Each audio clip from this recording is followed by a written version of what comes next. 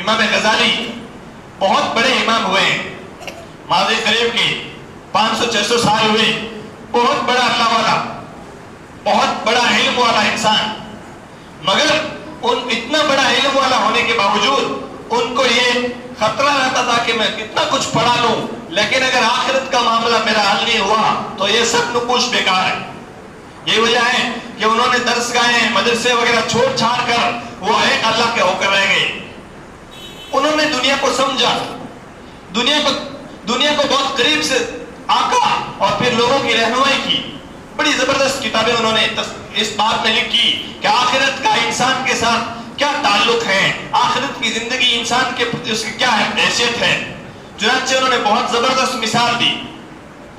ایک مثال انہوں نے یہ دی کہ ایک بادشاہ ہے، اس نے اپنے نوکر کو کہا کہ جاؤ ایک جو باغ ہے یہ ٹوکری لے جاؤ اور اس باغ میں سے عمدہ پھل لے کر آؤ۔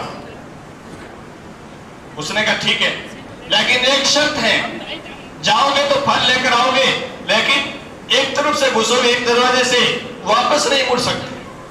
کہیں سے بھی پھل سے اچھا پھل لے کر آنا، لیکن ادھر سے اس دروازے سے گھسو گے باغ کے اندر تو دوسرے دروازے سے آپ کو نکلنا ہوگا، پھل اچھا لے کر آنا لیکن دوسری بار نہیں آنا ہوگا واپس۔ ٹھیک ہے، تو آسان کام ہے۔ گئے اور تھوڑی دیر آگے گئے، ایک پھل دیکھا کہ نہیں یہ کچے ہیں، آگے چلے گئے، پھر دیکھا یہ نہیں آگے سے لوں گا، پھر دیکھا یہ نہیں آگے سے لوں گا، ایسا کرتے کرتے اس نے دیکھا کہ آخری دروازے پر آخر میں اچھے پھل ہوں گے وہاں سے لے لیں گے۔ اتفاق سے وہ وہاں گئے تو آخری پیڑ پر پھل ہے ہی نہیں۔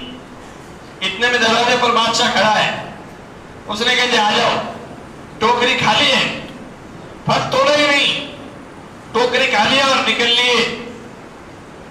اب اس کو افسوس ہو رہا ہے، ہائے میں اگر پہلے ہی پیڑ سے پھل لیتا چلا تھا تو ٹوکری بھری ہوتی، لیکن اب مجھے چونکہ واپس جانا نہیں ہے، اجازت نہیں ہے بادشاہ کی طرف سے، اس لیے سوائے افسوس کہ میرے پاس کوئی حل نہیں۔ دوستو یہ انہوں نے مثال دی، دنیا کو سمجھا انہوں نے۔ ہم سب کی زندگی سے اس مثال کا بہت گہرا تعلق ہے۔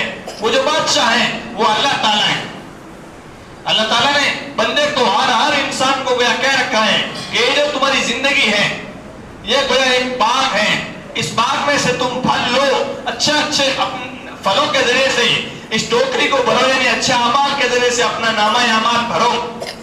اگر یہ سوچ لیا کہ آج نہیں کل سے کریں گے، کل سے نہیں پرسوں سے کریں گے، جوانی میں نہیں بڑھاپے میں کریں گے، بڑھاپا ہے تو ابھی تو شروع ہوا ہے، ابھی تو عمر بہت باقی ہے، ابھی تو وقت ہے، اگر اس طرح آج کا کام کل پر ڈالتے رہے، آج کے عمل کو کل پر ڈالتے رہے تو کبھی ایسا نہ ہو کہ وہ آخری درخت آ جائے جہاں پر آپ کو پھل ملے ہی نہیں، وہ آخری وقت آ جائے جہاں پر آپ کو عبادت کا موقع ملے ہی نہیں اور بادشاہ کھڑا ہو اور کہہ دے کہ چلو میاں وقت ہو گیا، چلو اس دروازے سے نکل جاؤ۔ اور ایسا نہ ہو کہ موت کا فرشتہ دستک دے دے اور ہماری ٹوکری خالی رہے۔ ضرورت ہے اس مشغول ترین زندگی میں، اس بیزی لائف میں، کام کاج کی دوڑ بھاگ بھری شہری زندگی میں آپ اپنے آپ کو مسجدوں کا پابند بنائیں، یا کم از کم جہاں رہیں وہاں بھی 5 وقت کی نماز کی پابندی ضرور کریں۔ جو بھی دولت اللہ تعالیٰ نے آپ کو دی ہے اس پر شکریہ ادا کریں اور اس میں سے ایک حصہ ضرور اللہ کی راہ میں خرچ کریں۔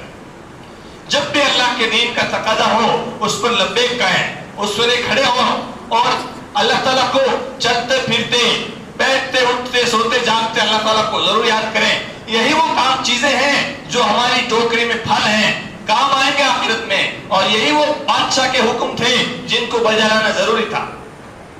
انسان غافل ہو گیا، دنیا میں 50 طریقے کے تقاضے انسان کے ساتھ لگے ہوئے ہیں، اس لیے انسان نے زندگی کو سمجھا، زندگی کو یہی ایک بیل کی طرح، صبح اٹھو کام پہ جاؤ، شام کو واپس آ جاؤ، سو جاؤ، پھر اٹھ جاؤ کام پہ جاؤ، اسی طرح چلتا چکر۔ ایک دن بادشاہ نے کہہ دیا آ جاؤ۔ ہمیشہ زندگی میں یہ تقاضا رہا کہ اللہ کے دین کا کام بھی کرنا ہے، نماز بھی شروع کروں گا، روزے بھی رکھوں گا آئندہ رمضان سے، کچھ خرچ بھی کرنا ہے، مگر کیا کچھ نہیں۔ اتفاق سے بادشاہ نے بلا لیا، ملک الموت آ گیا اور یہ اس کا دامن خالی ہے۔ امام غزالی کی جو یہ مثال ہے بہت اہم ہے، دیکھا جائے تو ہم سب کی زندگی سے اس کا سیدھا تعلق ہے۔